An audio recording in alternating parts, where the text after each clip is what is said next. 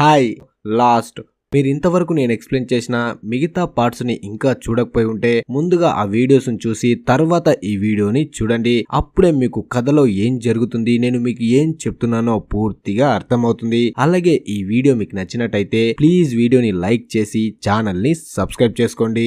Island పై morning అవ్వగానే అందరికంటే ముందు వాల్ట్ కి మెలకు వస్తుంది. ఇంకా ఎవ్వరు లేచి ఉండరు. అలా వాల్ట్ పైకి లేచి వాళ్ళు ఉన్న ప్లేస్ నుంచి కొంత దూరంగా వెళ్తాడు. అప్పుడే తనకి ఎవరో వీళ్ళ దగ్గరికి వస్తున్నట్టు కనిపిస్తుంది.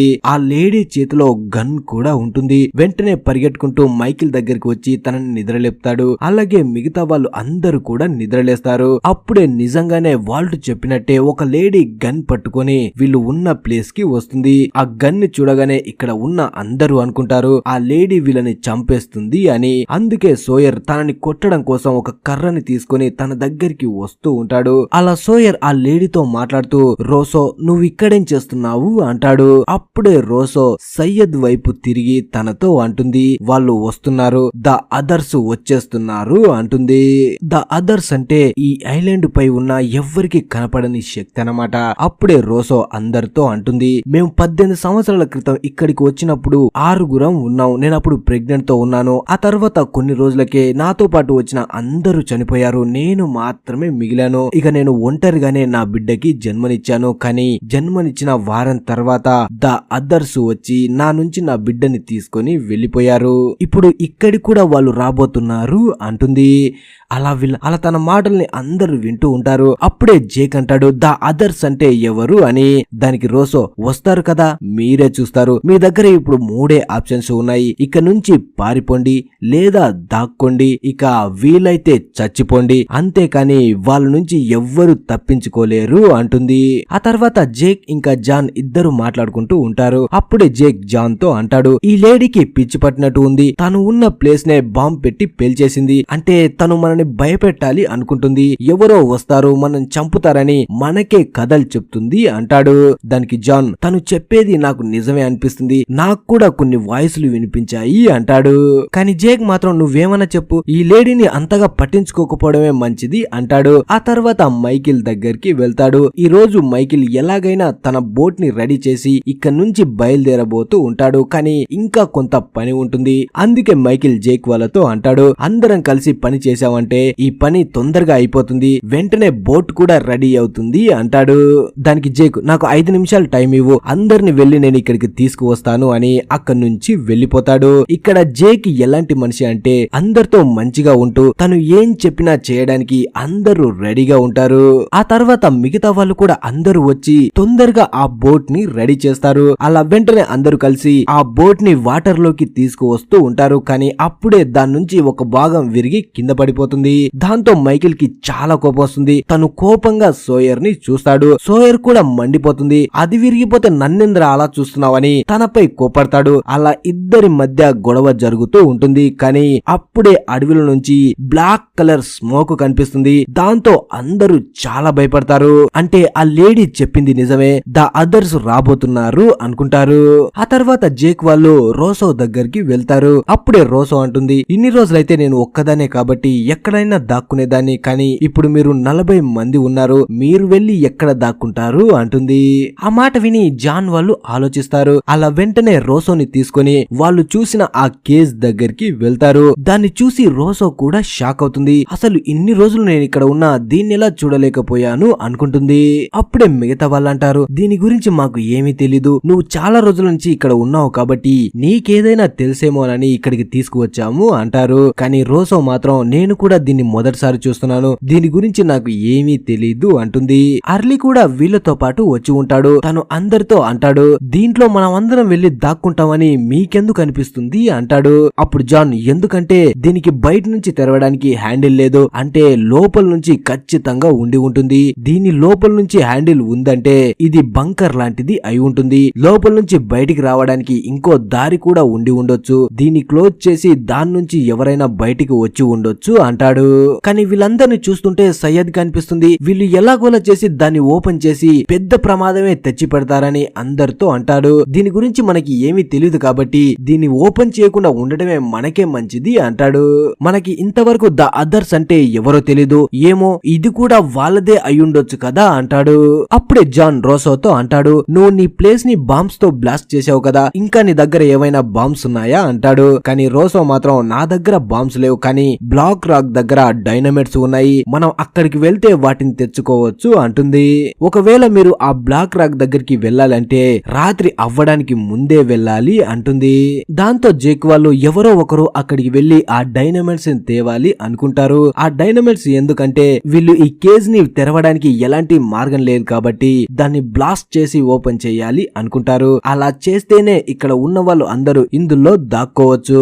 తర్వాత జేక్ బీచ్ దగ్గర ఉన్న అందరి దగ్గరికి వచ్చి అంటాడు, మేము సప్లైస్ ని తీసుకురావడం కోసం అడవిలోకి వెళ్తున్నాం, మేము వచ్చే వరకు మీరు మైకిల్ కి హెల్ప్ చేయండి, మిమ్మల్ని సయ్యద్ లీడ్ చేస్తూ ఉంటాడు. ఆ పని అయిపోయిన తర్వాత వెంటనే మీరు అందరూ కేవ్ దగ్గరికి వెళ్లిపోండి అంటాడు. అలా అందరికి చెప్పి జేక్ అక్కడ నుంచి వెళ్తూ ఉంటే హార్ట్స్ తన దగ్గరికి వస్తాడు.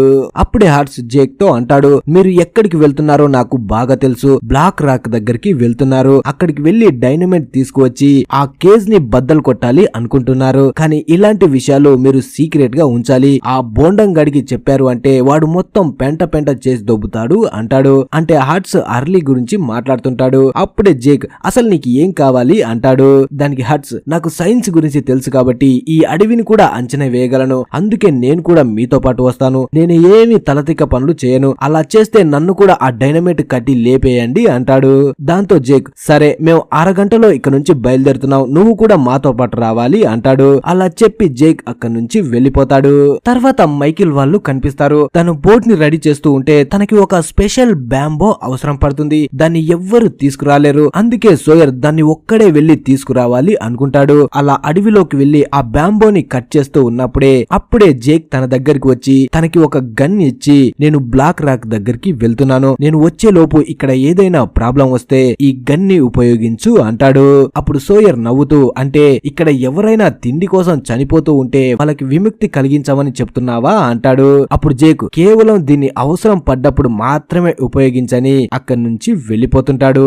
అప్పుడే సోయర్ జేక్ ని ఆపి, నువ్వు వచ్చే లోపు బోట్ రెడీ అయిందంటే మేము వెళ్లిపోయి ఉంటాము, నీకు గుడ్ బై చెప్పాలి అంటాడు. దానికి జేక్ కూడా నీ జర్నీ బాగా సాగాలని అక్కడి నుంచి వెళ్లిపోతూ ఉంటాడు. కానీ అప్పుడే సోయర్ కి జేక్ వాళ్ళ నాన్న గుర్తుకు వస్తాడు. దాంతో తను జేక్ తో అంటాడు, నేను సిడ్లీలో ఉన్నప్పుడు ఈవినింగ్ ఒక బార్ లోకి వెళ్ళాను, అక్కడ నాకు ఒక వ్యక్తి కనిపించాడు, ఆ వ్యక్తి కూడా డాక్టరే, తను తన కొడుకుతో గొడవ పడ్డాడు, తన కొడుకు కూడా ఒక డాక్టరే, కానీ ఇప్పుడు అతను తన కొడుక్కి సారీ చెప్పాలి అని ఫోన్ చెయ్యాలి అనుకున్నాడు, కానీ ఏదో విషయం తనని ఆపింది, తను చాలా బాధపడ్డాడు తన కొడుక్కి దూరం అయినందుకు అంటాడు. అలా తన మాటలు వింటూ ఉంటే జేక్ కి అర్థమవుతుంది సోయర్ చెప్పేది వాళ్ళ నాన్న గురించే అని.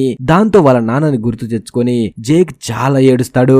అప్పుడే సోయర్ అంటాడు, ప్రపంచం చాలా చిన్నది కదా జేక్, ఇక వెళ్ళొస్తానని సోయర్ అక్కడి నుంచి వెళ్లిపోతాడు. ఆ తర్వాత జేక్ అక్కడ ఉన్న అందరికి గుడ్ బై చెప్పి అలాగే బోట్ లో వెళ్తున్న వాళ్ళకి గుడ్ లక్ కూడా చెప్తాడు. వాల్ట్ దగ్గరికి వచ్చి మీ నాన్నని జాగ్రత్తగా చూసుకో అంటాడు. అప్పుడే కేట్ కూడా జేక్ దగ్గరికి వచ్చి నేను కూడా మీతో పాటు వస్తాను అంటుంది. కానీ జేక్ మాత్రం అక్కడ బోట్ వెళ్లిపోతుంది, నువ్వు వెళ్ళొచ్చు కదా అంటాడు. కానీ కేట్ మాత్రం నేను వెళ్ళను, నేను మీతో పాటే బ్లాక్ రాక్ దగ్గరికి వస్తాను అంటుంది. దాంతో జేక్ కూడా తనని కూడా తీసుకొని బయలుదేరతాడు. ఇప్పుడు జేక్, జాన్, కేట్ వాళ్ళు ముందుకు వెళ్తూ ఉంటే వాళ్ళని రోసో లీడ్ చేస్తూ ఉంటుంది. అలా జేక్ వాళ్ళు అడవిలోకి వచ్చిన తర్వాత రోసో వాళ్ళతో అంటుంది, ఇదే డార్క్ టెరిటరీ, ఇక్కడే మాపై అటాక్ జరిగింది అని. ఆ మాట వినగానే హార్ట్స్ అక్కడ నుంచి వెళ్లిపోవాలి అనుకుంటాడు. జేక్ దగ్గరకు వచ్చి, బాయ్ నన్ను క్షమించు, నేను ఇక్కడ నుంచి వెళ్లిపోతాను అంటాడు. దానికి జేక్, డైనమైట్స్ కి వెళ్తున్నాం కదా అవి తీసుకువద్దాం అంటాడు. కానీ హార్ట్స్ మాత్రం అవేం నాకొద్దు సామి, నేను వెళ్లిపోతానని అక్కడి నుంచి వెళ్లిపోతాడు. ఈ హార్ట్స్ కొంచెం వింత మనిషి అనమాట, తను ఎప్పుడు ఏం చేస్తాడో ఎవ్వరికి తెలీదు. ఆ తర్వాత మిగతా వాళ్ళు ముందుకు వెళ్తూ ఉంటే వర్షం పడడం స్టార్ట్ అవుతుంది. అలాగే వీళ్ళకి వింత వింత సౌండ్స్ కూడా వినిపిస్తూ ఉంటాయి. కొంత దూరం వెళ్ళిన తర్వాత హార్ట్స్ దూరం నుంచి గట్టి గట్టిగా అరుస్తూ పారిపోండి పారిపోండి అంటూ వీళ్ళ దగ్గరికి వస్తూ ఉంటాడు. అప్పుడే వీళ్ళకి ఒక పెద్ద మిషన్ ఏదో వస్తున్నట్టు హైరన్ సౌండ్ కూడా వినిపిస్తుంది. దాంతో అందరూ వెళ్లి దాక్కుంటారు. అప్పుడే జాన్ అంటాడు, ఎవ్వరూ కదలకుండా అలాగే ఉండండి అని. అలా కొంతసేపటి తర్వాత ఆ సౌండ్ కూడా ఆగిపోతుంది. వెళ్ళిపోతుంది. ఆ తర్వాత జేక్ రోసోతో అంటాడు అసలు ఆ సౌండ్ ఏంటి అని. దానికి రోసో అది సెక్యూరిటీ సిస్టమ్ అంటుంది. ఆ మాట వినగానే అందరూ షాక్ అవుతారు. సెక్యూరిటీ సిస్టమా, దేనికి సెక్యూరిటీ అంటారు. అప్పుడు రోసో ఈ అడవికి సెక్యూరిటీ అంటుంది. ఆ వినిపించిన సౌండ్స్ ను బట్టి రోసో చెప్పిన విధానాన్ని బట్టి వీళ్ళకి అనిపిస్తుంది ఇవేవో పెద్ద పెద్ద మిషన్స్ రోబోట్స్ అనుకుంటారు.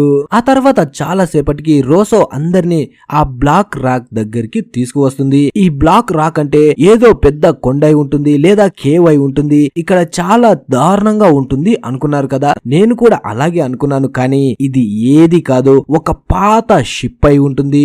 ఈ షిప్ ఐలాండ్ మధ్యలో ఉంటుంది. అసలు ఈ ఐలాండ్ మధ్యకి ఆ షిప్ ఎలా వచ్చి ఉంటుందో ఇప్పుడు ఎవ్వరికి తెలీదు. ఇప్పుడు వీళ్ళందరూ ఆ బ్లాక్ రాక్ లోపలికి వెళ్ళబోతున్నారు. అంటే లోపలికి వెళ్ళాక ఏం జరుగుతుంది, వీళ్ళు ప్రాణాలతో ఉంటారా లేక చస్తారా అనేది తర్వాత తెలుసుకుందాం. ఇప్పుడు మనం కొంచెం వెనక్కి వెళ్లి వీళ్ళు ఫ్లైట్ ఎక్కడానికి ముందు ఏం జరిగిందో చూద్దాం రండి. ఈ ఫ్లైట్ బయలుదేరడానికి ముందు ఎయిర్పోర్ట్ లో అందరూ వెయిట్ చేస్తూ ఉంటారు. ఇక్కడే జేక్ కూడా ఉంటాడు. అప్పుడే జేక్ దగ్గరికి ఒక అమ్మాయి వచ్చి తనతో అంటుంది మీ నాన్న చనిపోయినందుకు నువ్వు చాలా బాధపడుతున్నావు కదా అని. దానికి జేక్ అవును అంటాడు. అప్పుడే ఆ అమ్మాయి తన పేరు ఎనలోషియా అంటుంది. తనని చూసిన జేక్ నువ్వు బ్రేక్ఫాస్ట్ చేస్తున్న టైంలో మందెందుకు తాగుతున్నావు అంటాడు. దానికి తను నాకు ఫ్లైట్ అంటే చాలా భయం. ఈ ఫ్లైట్ సిబ్బంది నన్ను ఎప్పుడు టెయిల్ సెక్షన్ లోనే వేస్తారు. ఈ టెయిల్ సెక్షన్ ఎక్కడుంటుందంటే ఫ్లైట్ వీల్ కింద ఉంటుంది. అలాగే ఆ అమ్మాయి తన సీట్ నెంబర్ 42 అని చెప్తుంది. జేక్ సీట్ నెంబర్ 23 అయి ఉంటుంది. మీకు ముందు ఉన్న పార్ట్స్ ను చూసి ఉంటే ఆ శాపం ఉన్న నెంబర్స్ మీకు గుర్తే ఉండి ఉంటాయి. ఆ నెంబర్స్ లోనివే ఈ నెంబర్స్ కూడా. ఆ తర్వాత ఎనలోషియా అక్కడి నుంచి వెళ్ళిపోతుంది. తర్వాత మనకి సోయర్ కనిపిస్తాడు. తను ఇంతకు ముందు రోజు ఆస్ట్రేలియాలో ఒక వ్యక్తితో గొడవ పడి ఉంటాడు. దీని కారణంగా ఆస్ట్రేలియాలో తనని బ్యాన్ చేసి మళ్ళీ వెనక్కి అదే ఫ్లైట్ లో పంపిస్తూ ఉంటారు. ఆ తర్వాత కేట్ ఇంకా ఆ పోలీస్ ఆఫీసర్ కూడా కనిపిస్తారు. అప్పుడే పోలీస్ ఆఫీసర్ తన బ్రీఫ్ కేసులో 5 గన్నులని ఉంచుతాడు. వాటిని చూసిన కస్టమ్స్ వాళ్ళు ఇన్ని గన్స్ నీకెందుకు అంటారు. అప్పుడు ఆ పోలీస్ ఆఫీసర్ కేట్ ని పట్టుకోవడానికి నాకు 2 సంవత్సరాల టైం పట్టింది. ఆ 2 సంవత్సరాలలో నేను ఎన్నో ఇబ్బందులు పడ్డాను. వాటిలో భాగంగానే ఈ గన్స్ కూడా మళ్ళీ ప్రమాదం వస్తే నాకు ఇవి ఉపయోగపడతాయి అంటాడు. తర్వాత షానన్ వాళ్ళు కనిపిస్తారు. ఇలా ఒక్కరొక్కరుగా ఫ్లైట్ లో ఉన్న అందరి గురించి చూపిస్తారు. ఇవి ఎందుకు చూపిస్తున్నారు అంటే 30 రోజుల క్రితం వరకు వీళ్ళు ఎవ్వరికి ఎవరు తెలీదు, కానీ ఇప్పుడు బతకడం కోసం అందరూ కలిసి పనిచేస్తున్నారు. తర్వాత మళ్ళీ ప్రెజెంట్ కు వస్తే ఇప్పుడు మొత్తానికి బోటు రెడీ అవుతుంది. అప్పుడే వాల్ట్ తన డాగ్ ని తీసుకుని షానన్ దగ్గరికి వెళ్తాడు. తన బ్రదర్ పోయిన తర్వాత షానన్ చాలా మారిపోయి ఉంటుంది. అప్పుడే వాల్ట్ షానన్ తో అంటాడు నీకు వీలైతే నా డాగ్ ని నీ దగ్గరే పెట్టుకో. తను నీ దగ్గర ఉంటే నువ్వు చాలా హ్యాపీగా ఫీల్ అవుతావు. మా అమ్మ చనిపోయిన తర్వాత ఈ డాగే నన్ను చాలా బాగా చూసుకుంది అంటాడు. అలా వాల్ట్ చెప్పిన మాటలు విని షానన్ కూడా హ్యాపీగా ఫీల్ అవుతుంది. అలా తన డాగ్ ని తీసుకుంటుంది. తర్వాత సయ్యద్ కనిపిస్తాడు. తను ఒక అద్భుతమైన డివైస్ ని తయారు చేసి ఉంటాడు. ఆ డివైస్ ని మైకిల్ కి ఇచ్చి తనతో అంటాడు ఈ డివైస్ ని గంటకి ఒక్కసారి మాత్రమే ఆన్ చేయండి, ఎందుకంటే ఇందులో బ్యాటరీ ఎక్కువగా లేదు. అలాగే తనకి ఒక ఫ్లేర్ గన్ ని ఇచ్చి దీన్ని ఒక్కసారి మాత్రమే వాడగలం, అందుకే బాగా ఆలోచించి ఎప్పుడైతే అవసరం పడుతుందో అప్పుడే వాడండి అంటాడు. అప్పుడే తను జిన్ దగ్గరికి వస్తుంది. ఎందుకంటే జిన్ సనాని వదిలేసి మైకిల్ తో పాటు బోట్ లో వెళ్ళబోతూ ఉంటాడు. అప్పుడే సనా జిన్ కి ఒక నోట్ బుక్ ని ఇస్తుంది. తను ఇంగ్లీష్ లో కొన్ని అవసరమైన వర్డ్స్ ని వాళ్ళ లాంగ్వేజ్ లో రాసి ఉంటుంది. ఇక్కడ ఉన్న అందరితో ఇన్ని రోజులు సనా ఉండడం వల్లే జిన్ కి ట్రాన్స్లేషన్ తో పని లేకుండా ఇన్ని రోజులు గడిచిపోయాయి. కానీ ఇప్పుడు అలా కాదు, తను ఒక్కడే వెళ్తున్నాడు కాబట్టి మిగతా వాళ్ళతో అందరితో కలిసిపోవడం కోసం కొన్ని వర్డ్స్ ని రాసి ఇస్తుంది. అలా సనాని చూడగానే జిన్ చాలా ఫీల్ అవుతాడు, ఏడుస్తూ ఉంటాడు. తను ఏడవడం చూసిన సనా నువ్వు ఇప్పుడు అర్జెంట్ గా వెళ్లాల్సిన పని లేదు, నాతో పాటే ఉండిపోవచ్చు కదా అంటుంది. దానికి జిన్ నీకు తెలీదు సనా, ఇదంతా నా వల్లే జరిగింది. నేను మన ప్రేమ కోసం ఎవ్వరూ చేయని పనులు కూడా చేశాను. చాలా మందిని అన్యాయంగా చంపేశాను. దాని కారణంగానే నాకు ఇప్పుడు శిక్ష పడింది. ఈ శిక్షని నాతో పాటు రావడం వల్ల నువ్వు కూడా అనుభవిస్తున్నావు. అందుకే నీకు దూరంగా నేను వెళ్లిపోతున్నాను అంటాడు. అలాగే నువ్వు నేను వెళ్ళిన తర్వాత జేక్ దగ్గరే ఉండు, తను మాత్రమే నిన్ను సేఫ్ గా ఉంచగలడు. తన మీద నాకు పూర్తి నమ్మకం ఉంది అంటాడు. అప్పుడు సనా నా గురించి సరే, మరి నిన్నెవరు సేఫ్ గా చూసుకుంటారు అంటుంది. దాంతో ఇద్దరు ఫీల్ అయ్యి హక్ చేసుకుని ఏడుస్తారు. అలా ఇంకా కొంతసేపట్లోనే బోట్ ని నీళ్ళలోకి తీసుకువెళ్తూ ఉంటారు. అలా లాస్ట్ సారిగా సోయర్ తను ఉన్న ప్లేస్ ని ఆ ఐలాండ్ ని మొత్తం మొత్తం చూస్తాడు. ఈ ఐలాండ్ ని వదిలి వెళ్లిపోవడం ఇక్కడ ఉన్న ఎవ్వరికి అంతగా ఇష్టం ఉండదు. కానీ ఏం చేస్తాం, అన్ని రోజులు ఇక్కడే ఉండలేరు కాబట్టి అందరూ కలిసి బోట్ ని నీళ్లలోకి తోసేస్తారు. అలా జిన్, మైకిల్, సోయర్ ఇంకా వాల్ట్ నలుగురు కలిసి దానిపై ముందుకు వెళ్తూ ఉంటారు. ఐలాండ్ పై ఉన్న వాళ్ళు అందరూ వాళ్ళకి చేతులు ఊపుతూ ఉంటారు. కానీ అప్పుడే వాల్ట్ డాగు నీళ్లలోకి దూకి వాల్ట్ దగ్గరికి వెళ్తూ ఉంటుంది. ఎందుకంటే అది వాల్ట్ ను వదిలి ఉండలేదు. కానీ వాల్ట్ మాత్రం వెనక్కి వెళ్లిపోమని అంటాడు. దాంతో మళ్ళీ డాగ్ వెనక్కి తిరిగి వచ్చేస్తుంది. తర్వాత జేక్ వాళ్ళు కనిపిస్తారు. అప్పుడే రోసో వాళ్ళతో అంటుంది, మీకు బ్లాక్ రాక్ ని చూపించమన్నారు, చూపించాను, ఇక నా పని అయిపోయింది, నేను ఇక నుంచి వెళ్లిపోతాను అంటుంది. కానీ జేక్ మాత్రం ఇలా మమ్మల్ని వదిలేసి ఎందుకు వెళ్లిపోతున్నారు, మీరు కూడా మాతో పాటు ఉండొచ్చు కదా అంటాడు. అప్పుడు రోసో, మీకు దారి చూపించడానికే వచ్చాను, చూపించేశాను, మీకు కావాల్సింది లోపల దొరుకుతుంది, మీకు అది చాలు కదా అంటుంది. అలా రోసో వెళ్లిపోతుంది. అప్పుడే జేక్ అంటాడు, మనని తిరిగి ఎవరు వెనక్కి తీసుకువెళ్తారు అని. దానికి జాన్, నువ్వేం కంగారు పడకు జేక్, నాకు దారి మొత్తం గుర్తుంది, తనని వెళ్ళనివ్వు అంటాడు. హట్స్ మాత్రం చాలా భయంగా ఉంటాడు. అప్పుడే తను జేక్ తో అంటాడు, నేను డైనమైట్స్ ని మీరు ఎలా హ్యాండిల్ చేయాలో చెప్పడానికి మాత్రమే వచ్చాను, అంతేకాని ఈ తుప్పా షిప్ లోకి రావడానికి మాత్రం అస్సలు రాలేదు అంటాడు. దాంతో జేక్, ఓకేరా నాయనా, నువ్వేం రాకు, నీ భయంతో మమ్మల్ని చంపుతున్నావని తనని అక్కడే ఉంచి జేక్ వాళ్ళు ముందుకు వెళ్తారు. హర్లీ కూడా ఇప్పుడు భయంతోనే ఉంటాడు. అందుకే తను కూడా హట్ తోనే బయటే ఉండిపోతాడు.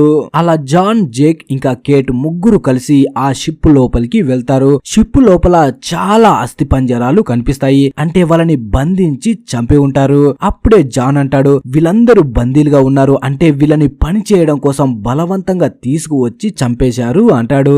అలా చాలా సేపు వెతికిన తర్వాత వీళ్ళకి ఆ డైనమైట్స్ దొరుకుతాయి. వెంటనే జాన్ ఆ బాక్స్ ని ఓపెన్ చేయడానికి వెళ్తాడు. కానీ జేక్ మాత్రం, ఇక్కడ ఓపెన్ చేయడం మంచిది కాదు, ఈ బాక్స్ ను మొత్తం మనం బయటికి తీసుకువెళ్దాం అంటాడు. బయట హర్లీ ఇంకా హట్స్ ఇద్దరు కూర్చొని ఉంటారు. అప్పుడే హట్స్ హర్లీతో మాట్లాడడానికి ట్రై చేస్తాడు. కానీ హర్లీ మాత్రం తన మాటలు ఏమి వినకుండా తన టెన్షన్స్ తో తను ఆలోచిస్తూ ఉంటాడు. అప్పుడే కోపంతో హట్స్, మీ దోస్తులు ఆరుగురే తోపులు అనుకుంటున్నారా, అంటే ఒకరు చేపలు పడతారు, ఒకరు మ్యాప్ ను చూస్తారు, ఒకరు డాక్టరు, ఒకరు వేటాడతారు, ఇక మీరే చూసుకుంటారేంటి, ఇంకా మిగతా 40 మంది ఉన్నారు ఐలాండ్ పైన, వాళ్ళ గురించి కూడా ఆలోచించండి అంటాడు. తన మాటలు వింటుంటే హర్లీకి ఏమీ అర్థం కావు, వీడు దేని గురించి మాట్లాడుతున్నాడు అనుకుంటారు.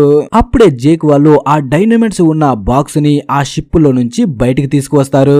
ఆ బాక్స్ ని చూడగానే హార్ట్స్ చాలా కోపడతాడు. వెంటనే పరిగెట్టుకుంటూ వాళ్ళ దగ్గరికి వెళ్లి, మీకేమైనా పిచ్చి పట్టిందా, మీకు ఈ డైనమైట్స్ గురించి తెలుసా, ఆ బాక్స్ అక్కడే పెట్టి పక్కకు వెళ్లి నిల్చోండి అంటాడు. తను చేస్తున్న ఓవర్ యాక్టింగ్ చూస్తుంటే జేక్ వాళ్ళకి కోపం వస్తుంది. అయినా కూడా వీడేదో చేస్తాడంటున్నాడు కదా, చేయని అని ముగ్గురు వెళ్లి పక్కకు నిల్చుంటారు. వెంటనే హట్స్ బాక్స్ దగ్గరకు వచ్చి బాక్స్ ను ఓపెన్ చేసి అందులో ఉన్న డైనమైట్స్ ని బయటికి తీసి, ఇవి చాలా పాత డైనమైట్స్, వీటితో జాగ్రత్తగా ఉండాలి, కొంచెం కదిపిన చేతిలోనే బ్లాస్ట్ అవుతాయి అని వెంటనే కేట్ షర్ట్ తీసుకొని దాన్ని వాటర్ లో ముంచి ఆ డైనమైట్ కి చుడుతూ ఉంటాడు. అక్కడ ఉన్న జేక్ వాళ్ళందరూ మనోన్ని పిచ్చినా కొడుకు అనుకున్నాం, కానీ తనకి డైనమైట్స్ గురించి బాగా తెలుసు అనుకుంటారు. కానీ అప్పుడే మనోడు మాటల్లో వాళ్ళతో కోపడుతూ ఆ డైనమైట్ ని చేతిలోనే ఊపేస్తాడు. దాంతో అందరూ చూస్తుండగానే ఆ డైనమైట్ బ్లాస్ట్ అవుతుంది. మనోడు పీస్ అయిపోతాడు. మిగతా వాళ్ళకి ఏమీ కాదు, కానీ హట్స్ మాత్రం పీస్ గా మారిపోతాడు. ఈ బ్లాస్ట్ వల్ల 2 ఉపయోగాలు జరిగాయి. ఒకటి, వీళ్ళు ఆ డైనమైట్స్ ని ఎలా హ్యాండిల్ చేయాలో తెలిసింది. ఇంకొకటి, తన పేరు పలకడమే చాలా కష్టంగా ఉంది కాబట్టి అది కూడా పలకడం ఇక నుంచి లేదు.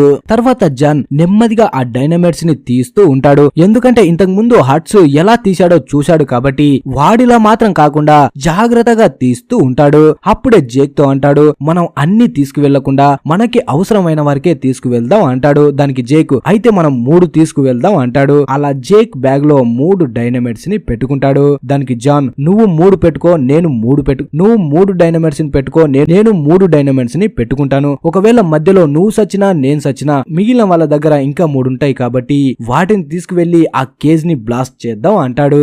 అప్పుడే కేట్ వచ్చి, నేను కూడా ఆ డైనమైట్స్ ని తీసుకువెళ్తాను అంటుంది.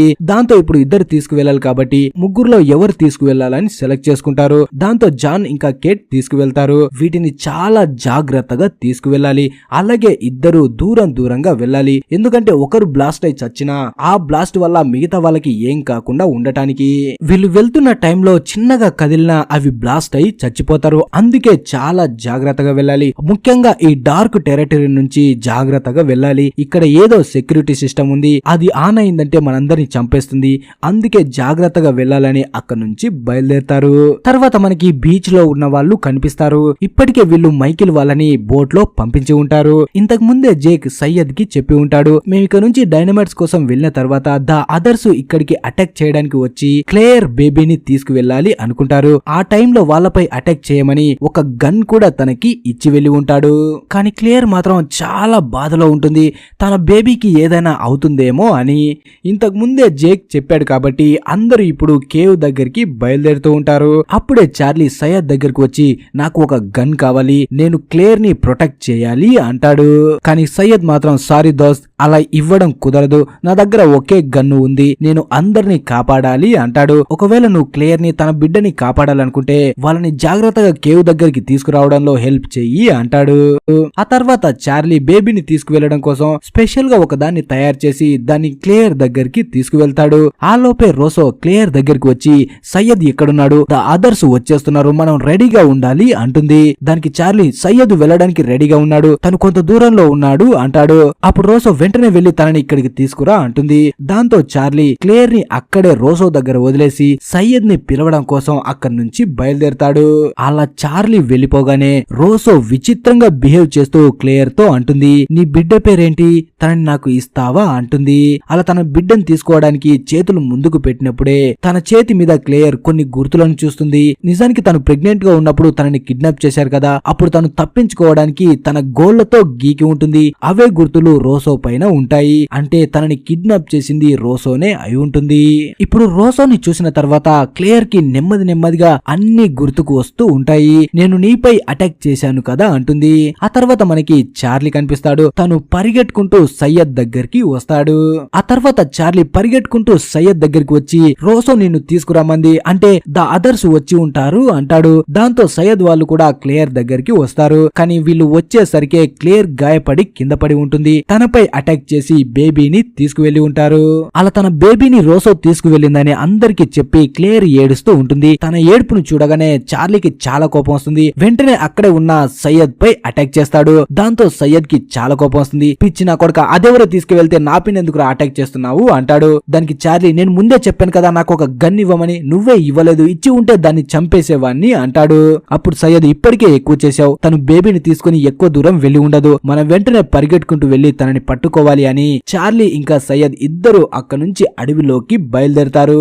అలా సయ్యద్ మిగతా గన్స్ ఉన్న బ్రీఫ్ కేస్ దగ్గరికి తీసుకువెళ్లి ఒక గన్నే చార్లీకి ఇచ్చి తనతో అంటాడు, నాకు రోసో ఇంతకు ముందే చెప్పింది, తనకి బిడ్డ పుట్టిన తర్వాత అలా బ్లాక్ స్మోక్ వచ్చినప్పుడే ఆ ద అదర్స్ వచ్చి తన బిడ్డని తీసుకువెళ్లారు, అంటే ఇప్పుడు కూడా బ్లాక్ స్మోక్ వచ్చింది కాబట్టి క్లేయర్ బిడ్డని తీసుకువెళ్ళడానికి ద అదర్స్ తప్పకుండా వస్తారు, వాళ్ళకి ఈ బిడ్డని ఇచ్చేస్తే తన బిడ్డని తనకి రిటర్న్ ఇస్తారని అనుకుంటుంది, అందుకోసమే క్లేయర్ బిడ్డని తీసుకువెళ్ళింది అంటాడు. అలాగే ఇంకో విషయం కూడా చెప్తాడు, తన కన్న ప్రేమ వల్లే ఇలా చేస్తుంది, అంతేకాని తనని మనం ఇప్పుడు చంపకూడదు, మనకి క్లేయర్ బిడ్డ దొరికితే అంతే చాలు అంటాడు. అలా ఇద్దరు గన్స్ తీసుకొని అక్కడి నుంచి ఆ బ్లాక్ స్మోక్ వస్తున్న దగ్గరికి వెళ్తారు. అలా మధ్యలో వెళ్తున్నప్పుడే ఆ నైజీరియన్ ప్లేన్ కూడా వీళ్ళకి కనిపిస్తుంది. ఆ ప్లేన్ కనిపించడం పెద్ద సమస్య కాదు, కానీ దాంట్లో ఉన్న వాటి వల్లే సమస్య, ఎందుకంటే ఆ ప్లేన్ మొత్తం డ్రగ్స్ తో నిండిపోయి ఉంటుంది. చార్లీ ఇంతకు ముందు ఒక డ్రగ్ అడిక్ట్ కాబట్టి తనలో ఉన్న ఆ కోరిక మొలకెత్తుతుంది. వెంటనే డ్రగ్స్ ఉన్న ఒక స్టాచ్యూని తన బ్యాగ్ లో దాచిపెట్టుకుంటాడు. అలా కొంతసేపు రెస్ట్ తీసుకొని మళ్ళీ అక్కడి నుంచి వీళ్ళు బయలుదేరుతారు. తర్వాత మనకి బోట్ లో వెళ్తున్న వాళ్ళు కనిపిస్తారు. ఐలాండ్ పై నుంచి వీళ్ళు చాలా దూరం వచ్చి ఉంటారు. దూరం నుంచి ఫస్ట్ టైం ఈ ఐలాండ్ ని చూస్తూ ఉంటారు. అప్పుడే మైకిల్ అంటాడు, ఇంత పెద్ద ఐలాండ్ ని ఎవ్వరు ఇంతవరకు ఎందుకు కనిపెట్టలేదు అని. అలా వీళ్ళు బయలుదేరుతూ ఉంటే సోయర్ కి చాలా బోర్ కొడుతుంది. వెంటనే తను ఒక బాటిల్ ని తీసుకుంటాడు. ఆ బాటిల్ లో ఐలాండ్ పైన ఉన్న అందరూ వాళ్ళ ఫ్యామిలీస్ కి లెటర్స్ ని రాసి ఉంటారు. దాంతో తను ఆ బాటిల్స్ ని పగలగొట్టి అందులో ఉన్న లెటర్స్ ని చదువుతూ ఉంటాడు. కానీ వాల్ట్ కి మాత్రం ఇదంతా నచ్చదు. అలా వేరే వాళ్ళ లెటర్స్ ని వాళ్ళ పర్మిషన్ లేకుండా చదవడం చాలా నేరం అంటాడు. కానీ సోయర్ మాత్రం ఏం చేస్తాం బుడ్డోడా, ఇప్పుడు అందరికి ఎంటర్టైన్మెంట్ కావాలి, దానికోసమే వీటిని చదువుతున్నాను అంటాడు. అలా వీళ్ళు మాట్లాడుకుంటూ ఉన్నప్పుడే సడన్ గా వీళ్ళ బోట్ లో ఏదో అయిపోతుంది. అలా బోట్ కదలగానే పైన ఉన్న రాడర్ వాటర్ లోకి పడిపోతుంది. దాంతో వెంటనే సోయర్ నీళ్ళలోకి దూకి ఆ రాడర్ ని తిరిగి బోట్ దగ్గరికి తీసుకువస్తాడు. అప్పుడే సోయర్ దగ్గర ఉన్న గన్ ని మైకిల్ చూస్తాడు. దాంతో తను షాక్ అవుతాడు, తను గన్ ని ఎందుకు తీసుకువచ్చాడు అని. కానీ ఈ విషయం ఎవరికి చెప్పకుండా ఆ గన్ ని దాచిపెడతాడు. తర్వాత మనకి వీళ్ళకి సంబంధించిన కొన్ని ఫ్లాష్ బ్యాక్ లని చూపిస్తారు. ఇప్పుడు ఎయిర్పోర్ట్ బోట్ లో జిన్ ఉన్నప్పుడు తన దగ్గరికి ఒక వ్యక్తి వచ్చి నువ్వు మా నుంచి దూరంగా ఎక్కడికి పారిపోలేవు, ఒకవేళ పారిపోవాలని చూశావు అంటే సనాని శాశ్వతంగా నీకు దూరం చేస్తాం, నువ్వు ఎప్పటికీ సనా వాళ్ళ నాన్న కిందే పని చెయ్యాలి అంటాడు. తర్వాత జేక్ వాళ్ళు కనిపిస్తారు. జేక్ ముందు నడుచుకుంటూ వెళ్తూ ఉంటే తనకి దూరంగా బ్లాక్ కలర్ లో స్మోక్ అటు నుంచి వెళ్తుంది. దాన్ని చూసి జేక్ షాక్ అవుతాడు. వెంటనే కేట్ వైపు చూస్తాడు. కేట్ కూడా అంటుంది నేను కూడా దాన్ని చూశాను అని. అలా వీళ్ళు చూస్తూ ఉన్నప్పుడే మళ్ళీ అవే సౌండ్స్ రావడం స్టార్ట్ అవుతాయి. అలాగే భూమిలో నుంచి ఏవో బయటికి వస్తున్నట్టు బ్లాస్ట్లు కూడా జరుగుతూ ఉంటాయి. దాంతో డైనమైట్స్ ఉన్న బ్యాగ్స్ ని మెల్లగా కింద పెట్టి అక్కడ నుంచి జేక్ వాళ్ళు పారిపోతూ ఉంటారు. కానీ జాన్ మాత్రం పారిపోకుండా ఆ బ్లాస్ట్లు ఎక్కడైతే జరుగుతున్నాయో అవి ఏంటో చూద్దామని వెనక్కి వెళ్తూ ఉంటాడు. జేక్ చాలా దూరం వచ్చేసి ఉంటాడు. కానీ వెనక్కి తిరిగి చూస్తే జాన్ ఇంకా అక్కడే ఉండడంతో తనని పిలుచుకుంటూ మళ్ళీ పరిగెట్టుకుంటూ అక్కడికి వెళ్తాడు. కానీ జాన్ మాత్రం మొండి పట్టుదలతో అది ఏంటో చూద్దామని ముందుకు వెళ్తాడు. అలా ముందుకు వెళ్తూ ఉన్నప్పుడే సడన్ గా భూమిలో నుంచి ఏదో బయటికి వస్తుంది. దాన్ని చూసి జాన్ చాలా భయపడతాడు. అప్పుడే అది జాన్ ని లాక్కుంటూ వెళ్లిపోతూ ఉంటుంది. జేక్ కూడా తన వెనకే పరిగెట్టుకుంటూ జాన్ ని కాపాడాలి అనుకుంటాడు.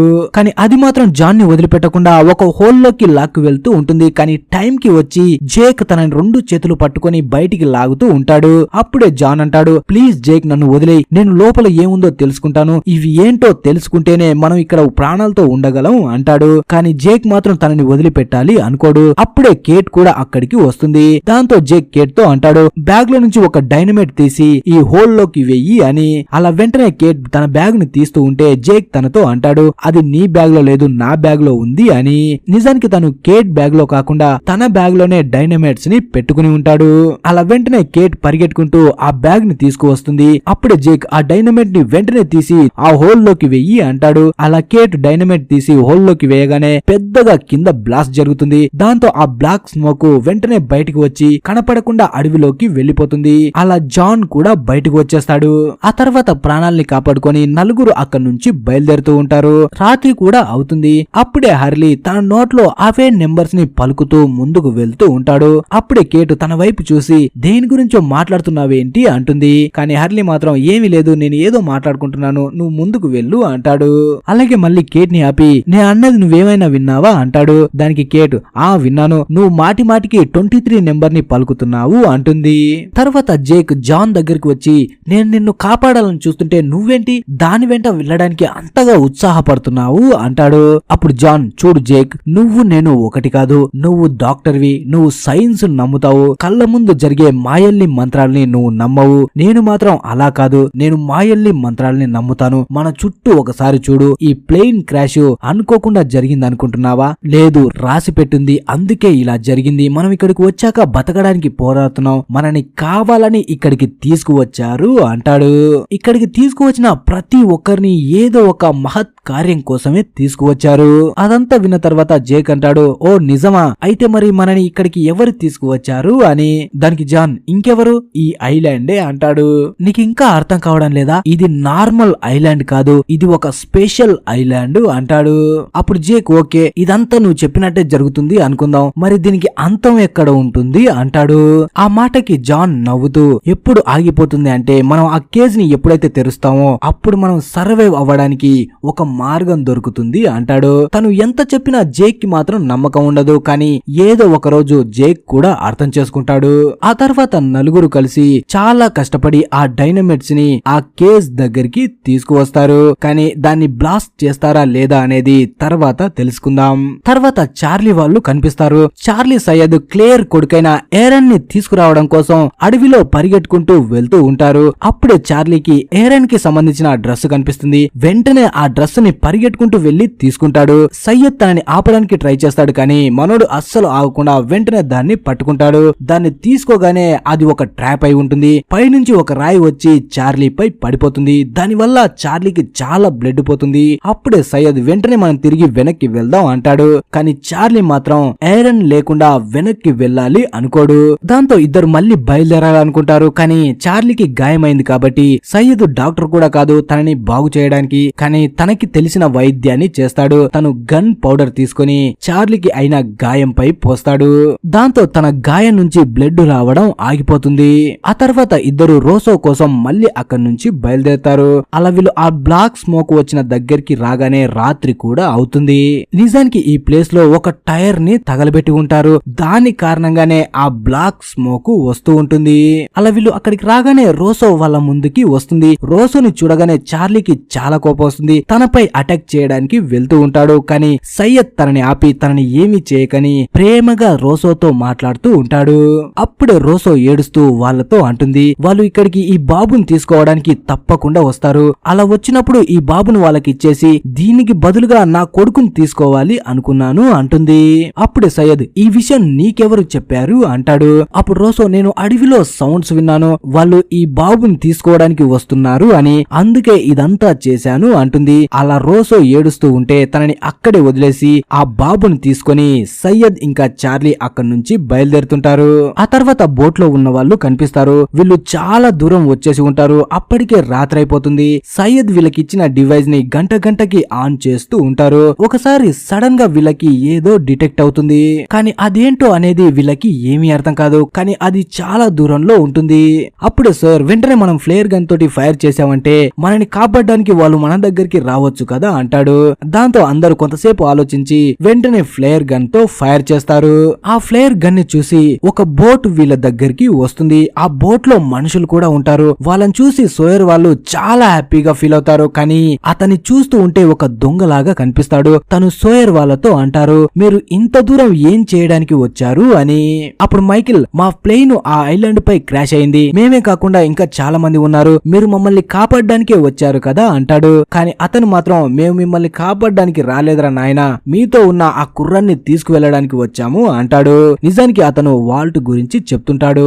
అతన్ని చూడగానే సోయర్ కి డౌట్ వస్తుంది, ఈ నా కొడుకు ఖచ్చితంగా దొంగ నా కొడుకే అని వెంటనే తన గన్ తో షూట్ చేయడానికి వెళ్తాడు. కానీ ఆలోపే అతను తప్పించుకొని సోయర్ ని షూట్ చేస్తాడు. సోయర్ నీళ్లలోకి పడిపోతాడు. అప్పుడే జిన్ సోయర్ ని కాపాడడం కోసం తను కూడా నీళ్లలోకి దూకుతాడు. దాంతో ఆ దొంగలు బలవంతంగా మైకిల్ నుంచి వాల్ట్ ని లాక్కొని వెళ్లిపోతారు. అలా వెళ్లడానికి ముందు వాళ్ళు ఒక బాంబుని ఆ బోట్ పై విసిరేస్తారు. దాంతో ఆ బోట్ పూర్తిగా నాశనం అయిపోతుంది. అలా వాళ్ళు బలవంతంగా వాల్ట్ ని తీసుకొని అక్కడి నుంచి వెళ్లిపోతారు. పాపం మైకిల్ మాత్రం ఏమి చేయలేక తన కొడుకుని కాపాడుకోలేక చాలా గట్టిగా అరుస్తూ ఉంటాడు. తర్వాత చార్లీ వాళ్ళు కనిపిస్తారు. చార్లీ ఇంకా సయ్యద్ ఇద్దరు బేబీని సేఫ్ గా తీసుకొని క్లేయర్ దగ్గరికి వస్తారు. క్లేయర్ తన బేబీని చూసి చాలా హ్యాపీగా ఫీల్ అవుతుంది. ఈ కథ మొత్తం చాలా విచిత్రంగా ఉంటుంది. బూన్ చనిపోగానే క్లేయర్ తన బిడ్డకి జన్మనిచ్చింది. అలాగే ఇప్పుడు మైకిల్ నుంచి తన కొడుకుని వేరు చేయగానే ఎక్కడికో తీసుకువెళ్లిన క్లేయర్ కొడుకుని మళ్ళీ తిరిగి కేవ్ దగ్గరికి తీసుకువచ్చారు. అంటే ఒకరు సేఫ్ గా ఉండాలంటే ఒకరు పోవాలన్నమాట. ఆ తర్వాత షానన్ సేఫ్ గా వచ్చిన సయ్యద్ ని చూసి చాలా హ్యాపీగా ఫీల్ అవుతుంది. వెంటనే వెళ్లి తనని హక్ చేసుకుంటుంది. అంటే పాప ఇప్పుడు పూర్తిగా మారిపోయి ఉంటుంది. తర్వాత జేక్ వాళ్ళు కనిపిస్తారు. జేకే తన చేతులతో ఆ డైనమైట్ ని ఆ కేజ్ పై సెట్ చేస్తాడు. ఇక దాన్ని బ్లాస్ట్ చేయడమే ఉంటుంది. అలా జాన్ అన్ని డైనమైట్స్ ని వెలిగించడానికి రెడీగా ఉంటాడు. అప్పుడే కేట్, చార్లీ, జేక్ ముగ్గురు ఒక దగ్గరికి వెళ్లి దాక్కుంటారు. అలా వెళ్తూ ఉన్నప్పుడే హర్లీ ఆ కేజ్ పై అవే శాపం ఉన్న నెంబర్స్ ని చూస్తాడు. ఆ నెంబర్స్ ను చూడగానే మనోడికి షివరింగ్ స్టార్ట్ అవుతుంది. వెంటనే పరిగెట్టుకుంటూ వీళ్ళ దగ్గరికి వస్తూ ఈ ప్లేస్ ని అస్సలు బ్లాస్ట్ చేయకండి, దానిపై శాపం ఉన్న నెంబర్స్ ఉన్నాయి, అవి చాలా ప్రమాదకరం అంటాడు. కానీ జాన్ ఇన్ని రోజుల నుంచి దీన్ని ఓపెన్ చేయడానికి ట్రై చేశాడు. ఇలా ట్రై చేస్తూనే బూన్ కూడా చనిపోయాడు. ఇప్పుడు ఈ బండోడు చెప్తే వింటానా అని వెంటనే ఆ బ్లాస్ట్ చేయడానికి నిప్పుని వెలిగిస్తాడు. పరిగెట్టుకుంటూ హర్లీ వచ్చి ఆ నిప్పుని ఆర్పడానికి ట్రై చేస్తాడు. కానీ ఆ లోపే అక్కడ పెద్దగా బ్లాస్ట్ అయ్యి ఆ కేజ్ డోరు ఓపెన్ అవుతుంది. అలా డోర్ ఓపెన్ అవగానే వెంటనే అందరూ పరిగెట్టుకుంటూ వెళ్లి దాన్ని చూస్తారు. ఇది చాలా లోపలి వరకు ఉంటుంది. ఆ తర్వాత మళ్ళీ ఇంతకు ముందు వీళ్ళ పాస్ట్ ని చూపిస్తారు. ఇప్పుడు హర్లీ తన ఫ్లైట్ ని మిస్ అవ్వకూడదని ఎయిర్పోర్ట్ వరకు పరిగెట్టుకుంటూ వస్తూ ఉంటాడు. కానీ ఎంత తను రావాలని చూసినా ఏదో ఒక అడ్డంకి వచ్చి తనని ఎయిర్పోర్ట్ వరకు రాకుండా ఆగిపోతూ ఉంటాడు. కానీ ఎన్ని అడ్డంకులు వచ్చినా అన్ని దాటుకొని తను ఎయిర్పోర్ట్ వరకు వస్తాడు. ఇక్కడికి వచ్చిన తర్వాత లాస్ట్ గా ఒక్క ప్యాసింజర్ మాత్రమే దాంట్లో ఎక్కాల్సి ఉంటుంది. ఇక్కడ మాత్రం తనకి లక్కు పనిచేస్తుంది. అలా తను అనుకున్న టైం కి లక్కు పనిచేసిందని చాలా హ్యాపీగా ఫీల్ అవుతాడు. కానీ కొంతసేపటికే అది ఐలాండ్ పై క్రాష్ అయింది కదా, ఇది లక్కు కాదు, తన దరిద్రమే. తర్వాత మనకి జాన్ కనిపిస్తాడు. తను వీల్ చైర్ లో కూర్చొని ఉంటాడు. తనకి ఎవరో ఒకరు సహాయం చేస్తే తప్ప తను ఫ్లైట్ లోకి కూడా వెళ్ళలేడు. తన చుట్టూ ఉన్న ముసలి వాళ్ళు అందరూ వాళ్ళ కాళ్ళ మీద వాళ్ళు ఫ్లైట్ లోకి వెళ్తూ ఉంటారు. కానీ మనోడు మాత్రం చాలా బాధగా కూర్చొని ఉంటాడు. అలా కొంతసేపటికి ఇద్దరు అందరూ తనని ఎత్తుకుని వచ్చి ఫ్లైట్ లో కూర్చోబెడతారు.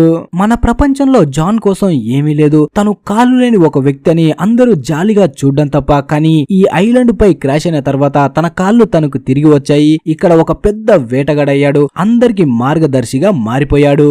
అంటే ఈ క్రాష్ వల్ల కొందరి జీవితాలు నాశనం అయితే కొందరికి మాత్రం కొత్త జీవితం వచ్చేసింది.